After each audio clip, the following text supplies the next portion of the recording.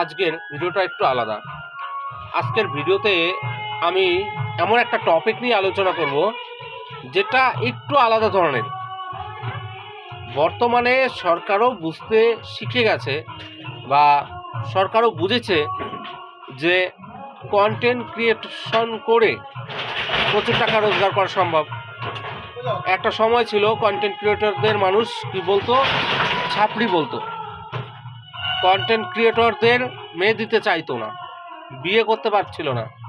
অথচ একজন content creator লাখে ইনকাম করছে, একজন চাকরিজীবীর থেকে 5 গুণ 6 গুণ 10 গুণ ইনকাম করে। কিন্তু কন্টেন্ট ক্রিয়েটরদের কিন্তু কেউ পাত্তা দিত না।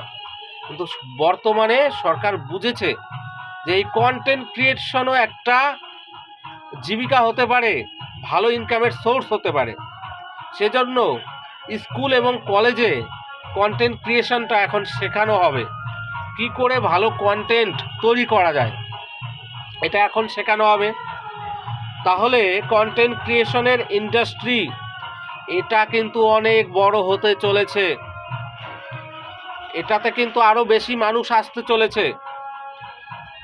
আর একটা কথা বলি, স্কুল কলেজে যখন কন্টেন্ট ক্রিয়েশন শেখানো হবে তখন কিন্তু সবথেকে ভালো ভালো কন্টেন্ট ক্রিয়েটর যারা রয়েছে তাদেরকে কিন্তু এই কাজে কিন্তু নিয়োগ করা হবে। অর্থাৎ কর্মসংস্থানের একটা সুযোগ কিন্তু থেকেই যাচ্ছে। আর যারা ভালো করে এটাকে শিখতে পারবে তাদের তো সোনায় সোহাগা। তাই যারা নতুন করে কন্টেন্ট ক্রিয়েশন করতে চাও, শুরু করে দাও।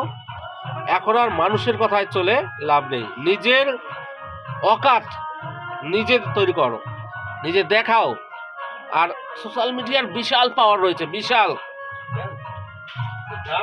এই পাওয়ারটাকে ইউজ করো। এই প্ল্যাটফর্মটার বিশাল, ফেসবুক, ইউটিউব, ইনস্টাগ্রাম, বিশাল সুযোগ রয়েছে। দেখো, আমি কিন্তু ব্যক্তিগতভাবে একজন শিক্ষক প্লাস একজন কন্টেন্ট ক্রিয়েটার। আমি আজকে থেকে 10 বছর আগে থেকেই ভিডিও বানাই। তাহলে আমি কিন্তু জানি এটার পিছনে কতটা পরিশ্রম দিতে হয়, কতটা খাটতে হয়, হ্যাঁ, কীভাবে এডিটিং করতে হয়, এই বিষয়গুলো কিন্তু কম বেশি আমার জানা আছে। তা কন্টেন্ট ক্রিয়েটর হতে গেলে অনেক কিছু জানতে লাগে। সেই বিষয়ে তোমরা ইউটিউবে স্টাডি করো, কী করে এডিট করতে হয়, কী করে একটা নর্মাল ফোন দিয়ে ভিডিও শ্যুট করে সেটাকে 4K-তে ভিডিওটাকে কনভার্ট করতে হয় যাতে ভিডিওটা ফেটে না যায়। এইগুলো কিন্তু তোমরা ইউটিউব থেকেই শিখতে পারবে। তো কন্টেন্ট ক্রিয়েশনের কিন্তু একটা বিশাল সুযোগ রয়েছে। আমি এখন বলবো যে প্রত্যেকটা ঘরে ঘরে কন্টেন্ট ক্রিয়েটর হোক। কন্টেন্ট ক্রিয়েটরদের মূল্য এখন বেড়ে গেল। কন্টেন্ট ক্রিয়েটরদের মূল্য বেড়ে গেল।